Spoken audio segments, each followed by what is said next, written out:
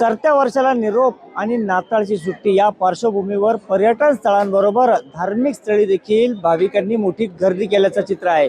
मी आता आहे शिर्डीच्या साई मंदिर परिसरात आणि या ठिकाणचं जर हे दृश्य पाहिलं तर आज सुरू झालेल्या सुट्ट्यांमुळे आणि नाताळची सुट्टी या सगळ्या गोष्टींमुळे आज सकाळपासूनच शिर्डीत भाविकांनी मोठी गर्दी केलेली आहे।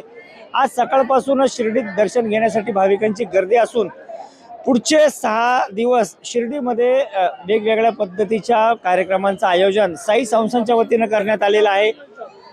सरत्या वर्षाला निरोप देऊन नवीन वर्षाच्या स्वागतासाठी 31 डिसेंबरला रात्रभर साई मंदिर खुलं ठेवण्याचा निर्णय देखील साईबाबा संस्थांनं घेतलेला आहे। एकूणच जर पाहिलं तर दरवर्षी नवीन वर्षाच्या स्वागतासाठी शिर्डीत मोठी गर्दी होत असते आणि नाताळच्या सुट्टींमध्ये ज्या शाळांच्या सहली आहेत त्या येत असतात। त्या सहली आज शिर्डीत अनेक दाखल झालेल्या आहेत। त्या सगळ्या सहली या ठिकाणी पोहोचलेल्या आहेत आणि एकूणच जर पाहिलं तर जवळपास 70हून अधिक पालख्यांची नोंद या ठिकाणी साईबाबा संस्थांकडे झालेली आहे। नवीन वर्षात अनेक पालख्या या शिर्डीत दाखल होतील आणि एकूणच पाहिलं तर आपल्या कुटुंबासमवेत ज्या सुट्ट्या लागलेल्या आहेत त्या पार्श्वभूमीवर पर्यटन स्थळांबरोबर जाण्याबरोबरच धार्मिक स्थळावर येऊन दर्शन घेण्यासाठी सुद्धा भाविकांनी मोठी गर्दी केलेली आहे।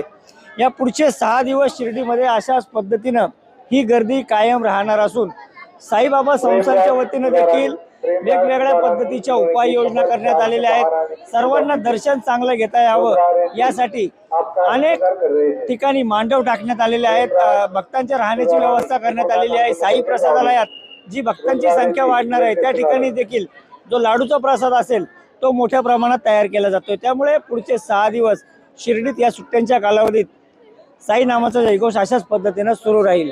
नितीन ओझा, एबीपी माझा, शिर्डी।